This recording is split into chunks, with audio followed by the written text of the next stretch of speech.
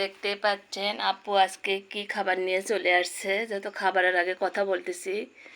আসসালামু আলাইকুম, সবাই কেমন আছেন? আমি ভালো আছি আলহামদুলিল্লাহ। আর কি খাবে আপু দেখতেই তো পাচ্ছেন। এই খাবারটা আসলে কোন টাইমে আমি খাচ্ছি সেটা আমি বলবো না, সবাই একটু কমেন্টে জানাবেন, আমার অনেক ভালো লাগবে। যারা আমার আর কি ভালোবেসে ভিডিও দেখেন, অনেক অনেক ভালোবাসা দেন, তাদেরকে বলতেছি।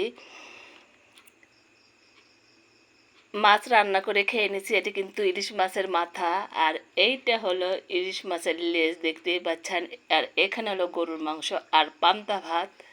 এখানে পেঁয়াজ আর আমার বাগানের ফ্রেশ ফ্রেশ কাঁচামরিচ, দেখতেই পাচ্ছেন।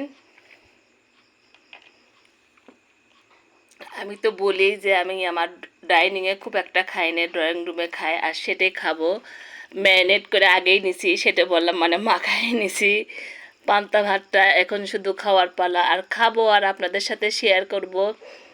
মাওয়া ঘাটে কে কে গেছে বলবেন।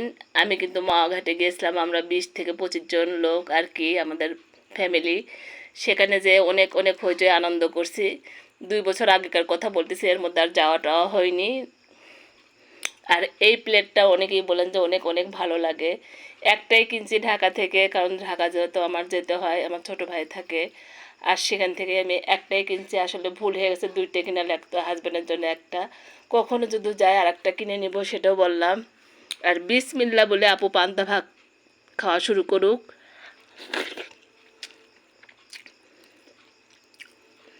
অনেক মজা ভাতটা। আমি পান্তা ভাত কখন খাচ্ছি সবাই কমেন্টে জানাবেন।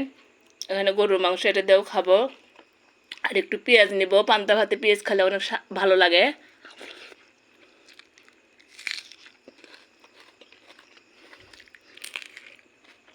কাঁচামরিচ কিন্তু অনেক অনেক ঝাল, সেটাও বললাম।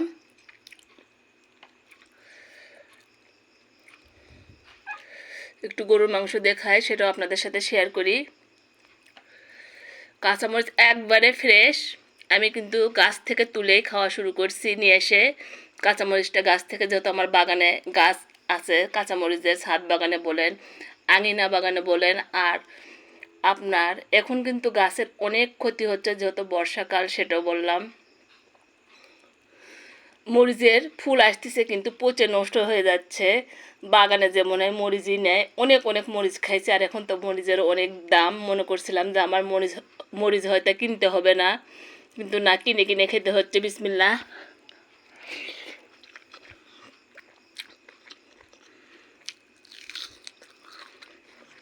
সবাই ভালো থাকেন, সুস্থ থাকেন। খেতে খেতে কথা বলা কঠিন হয়ে যায়। বড় ভিডিও আসেন সবার, সবার ভিডিও দেখি, খালি ছোট ভিডিও দেখলে কিন্তু হবে না, সেটাও বললাম। বড় ভিডিও কিন্তু অবশ্যই দেখতে হবে।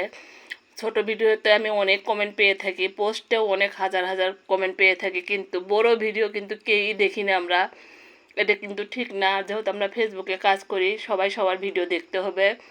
বড় ভিডিওই হোক আর ছোট ভিডিওই হোক, সামনে যে ভিডিওই আসবে সেই ভিডিওই দেখতে হবে। আর আমাকে যারা কমেন্ট করেন, অনেক সময় সামনে আসে না আসলে ভিডিওগুলো। যখন আমি খেয়াল করি যে না, এই ভিডিওগুলো তো আমার সামনে আসতেছে না, তখন হয়তো সবার আইডিতে যেও আমি কমেন্ট করে থাকি, সেটাও বললাম। এভাবে সবাই সবার পাশে থাকবেন, তাহলে ফেসবুকে কাজ করলে এগিয়ে যেতে পারবেন, সেটা বললাম। সবাই ভালো থাকেন, সুস্থ থাকেন। আর আপু পান্তা ভাত খাচ্ছে, কখন খাচ্ছে আবারও বললাম, একটু কমেন্টে সবাই জানাবেন। ভালো থাকেন সবাই।